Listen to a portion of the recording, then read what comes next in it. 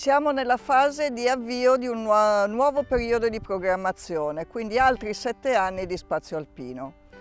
Il processo di preparazione della nuova programmazione è cominciato già dal 2012 e c'è una transizione molto forte fra il programma in essere e quello che sta nascendo. Nel 2012 si è iniziato affidando ad esperti che rappresentano tutte le nazioni che partecipano a Spazio Alpino uno studio per sviluppare una strategia per la regione alpina. Ricordo che quando parliamo di regione alpina non parliamo solo della parte montana, ma parliamo di tutto il territorio delle regioni, quindi un territorio che comprende delle importanti aree metropolitane. A partire da questo studio, che è stato discusso in un evento che si è tenuto a Milano nel 2013, è cominciato il lavoro di ragionare sui contenuti, quindi sulle priorità per la nuova programmazione. Un altro strumento che è stato utilizzato è stata la quinta call del programma che si sta chiudendo, che è stata dedicata a dei progetti di capitalizzazione dei risultati di tutto quanto si è fatto con i fondi della programmazione precedente. L'evento di Milano ha rappresentato l'avvio di un aspetto molto importante della preparazione del nuovo programma, la partecipazione. La partecipazione è stata realizzata con tanti strumenti, a partire da una serie di incontri sul territorio, a partire da incontri con gli stakeholders da parte delle regioni e degli stati che partecipano al programma e per finire nella fase in cui era disponibile una prima bozza di programma con una consultazione pubblica realizzata attraverso internet.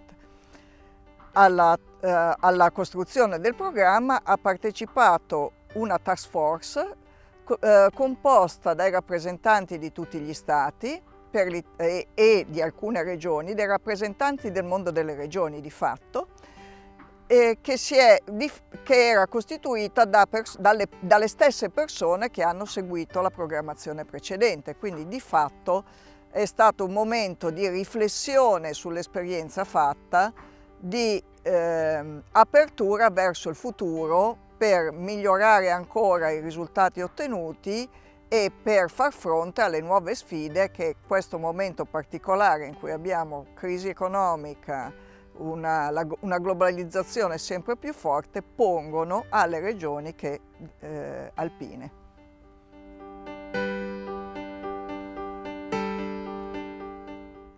Il nuovo programma sarà caratterizzato da una continuità con il precedente, ma ci saranno alcune novità che derivano in parte da un nuovo modo di approccio che riguarda tutta la gestione dei fondi europei, in parte da delle realtà che riguardano espressamente l'area alpina.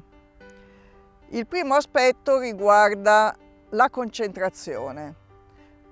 L'obiettivo è di concentrare i fondi su interventi strategici che abbiano la capacità di fare realmente la differenza. Quindi invece di andare a finanziare 1000 rivoli e 1000 progetti, si vuole concentrare su progetti strategici che devono anche avere le caratteristiche di essere correlati con quelle che sono le strategie di livello europeo, le strategie di livello nazionale e le strategie di livello regionale. In questo contesto è anche favorito il raccordo fra diversi strumenti e i fondi e fra iniziative finanziate sia con diversi fondi europei sia anche con fondi nazionali e regionali. Per l'area alpina in particolare sicuramente è importante il fatto che ci muoviamo in un momento in cui si sta lanciando e si sta costruendo la strategia macroregionale alpina. E questo è un tema molto importante perché la strategia vuole proprio fare il lavoro di mettere a sistema le politiche in quest'area, quindi fare sinergia fra le politiche ordinarie, non è una cosa che si aggiunge. Si vuole fare sinergia fra quello che c'è e dare un valore aggiunto attraverso la creazione di un sistema, di una collaborazione più stretta fra gli Stati e fra le regioni. Dal punto di vista più operativo c'è un investimento forte sulla semplificazione. Spazio Alpino avrà ancora i processi a 2 step per la maggior parte dei progetti, ma per esempio sulle regole di rendicontazione si è voluto intervenire semplificando. Alcune voci di spesa potranno essere forfettizzate e questo semplificherà sicuramente il lavoro e permetterà di investire di più sui contenuti e un po' meno sulla gestione amministrativa. La novità di cui parliamo per ultima, ma non è certo la meno importante del programma, è che si vuole investire molto di più sulla partecipazione dei privati. Quindi c'è un'apertura molto forte alla partecipazione dei privati, perché quello che si vuole è avere dei progetti che arrivano al territorio e che permettono al territorio di sviluppare nuove competenze e i cui risultati permangono e rimangono al territorio. Ci sono tantissimi progetti belli in Spazio Alpino, alcuni di essi, molti di essi, hanno portato dei risultati che sono stati permanenti, ma è stato proprio perché si sono coinvolti i soggetti che poi avevano interesse ad usare i risultati. Vogliamo investire molto di più in questo tipo di progetti.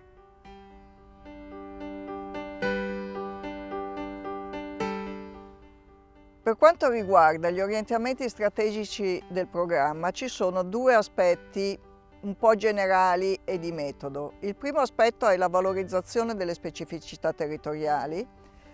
I territori non sono tutti uguali ed è importante che le politiche siano più mirate rispetto alle effettive caratteristiche del territorio. Il secondo aspetto, che è legato al primo, riguarda invece l'integrazione fra territori diversi. Valorizzare le differenze vuol dire anche valorizzare i servizi di tutti i generi, materiali e immateriali, che territori a vocazione diversa possono reciprocamente fornirsi.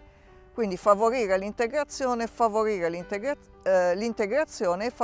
uno sviluppo più sostenibile e anche più solido, perché se io valorizzo tutti gli asset che ho sicuramente un'opportunità di sviluppo molto più durevole e molto più forte. Questo luogo è un esempio, questa è un'area agricola nel mezzo di Milano, è il Parco delle Risaie e le 2 aree si scambiano servizi reciproci. Per quanto riguarda poi le priorità del programma, la prima priorità, lo slogan è uno spazio alpino innovativo, quindi la prima priorità è investire sull'innovazione che riguarda sia creare un contesto favorevole all'innovazione, sia un'innovazione nella fornitura di servizi di interesse generale. Su questo abbiamo avuto molti progetti, è importante, se vogliamo mantenere vivi i territori marginali, che le persone possano avere accesso facilmente, anche attraverso le nuove tecnologie dell'informazione, ai servizi di interesse generale.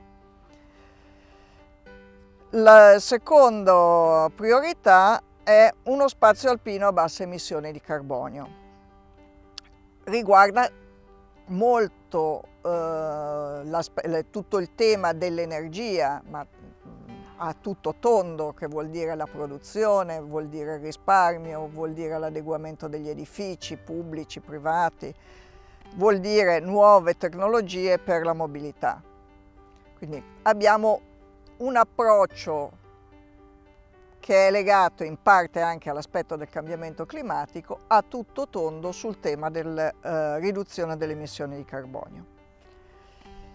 Il terzo filone è uno spazio alpino vivibile. Parlando di spazio alpino vivibile, parliamo di uno spazio alpino vivibile, prima di tutto per chi ci abita naturalmente, e in secondo luogo, visto che sono regioni che hanno degli elementi di forte attrattività turistica, uno spazio alpino vivibile per chi viene a visitarlo e magari anche per chi viene a lavorare in questo spazio alpino.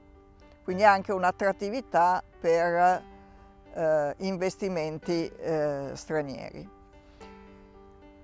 Due sono i filoni da questo punto di vista: l'eredità culturale, tutto il tema dell'eredità culturale, che si lega anche al tema dell'innovazione, perché nuove tecnologie permettono anche di recuperare il patrimonio culturale in modo più efficace ed efficiente. E l'altro riguarda naturalmente la parte più specifica ambientale, quindi la parte legata agli ecosistemi, al rischio idrogeologico, quindi anche alla sicurezza. E su questa parte ambientale noi parliamo molto di integrazione.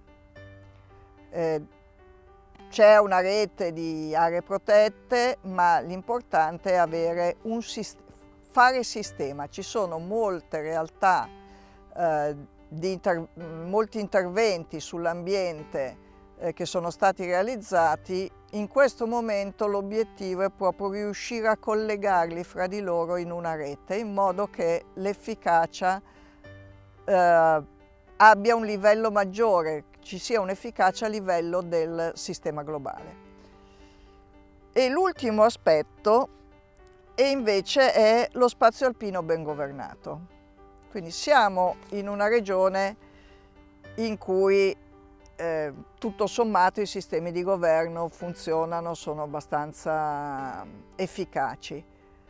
Quello su cui si vorrebbe investire, e questo è l'asse fortemente collegato, più fortemente collegato alla strategia macro-regionale, si vuole investire sul fare sistema, quindi sull'avere il più possibile una collaborazione e anche, laddove si può, delle regole comuni a livello internazionale, in modo che territori vicini possano lavorare insieme con più facilità, anche se c'è in mezzo una frontiera. Quindi vorremmo rendere un po' trasparente rispetto alle frontiere il sistema di governo. Ovviamente ci sono dimensioni culturali diverse, ognuno ha le sue, e ci sono veramente, ci si rende conto parlando con i colleghi degli altri stati, che usiamo le stesse parole perché usiamo tutti l'inglese, ma che dietro ci sono realtà diverse. Però ormai la cooperazione internazionale ha avuto un lungo tempo, ormai sono molti anni che si lavora insieme, e questo sta cominciando a creare su diversi temi una mentalità comune e la capacità di scambio e di sviluppo di nuove idee condivise. Da questo ci aspettiamo che per la nuova programmazione il tipo di progetti che ci arriva siano progetti di ampio respiro, progetti che vogliono cambiare le cose, ma che vogliono fare cose che restano.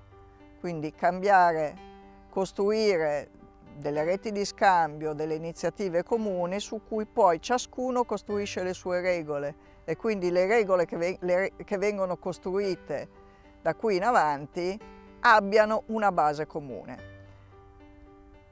L'ultimo aspetto che è necessario a questo proposito è sicuramente essere capaci di scambiarsi le informazioni. Quindi questo sarà uno strumento importante, un aspetto importante che bisognerà prendere in conto, perché condividere le informazioni, avere un sistema di informazioni condiviso non è un obiettivo, ma sicuramente uno strumento che renderà più facile tutto il resto.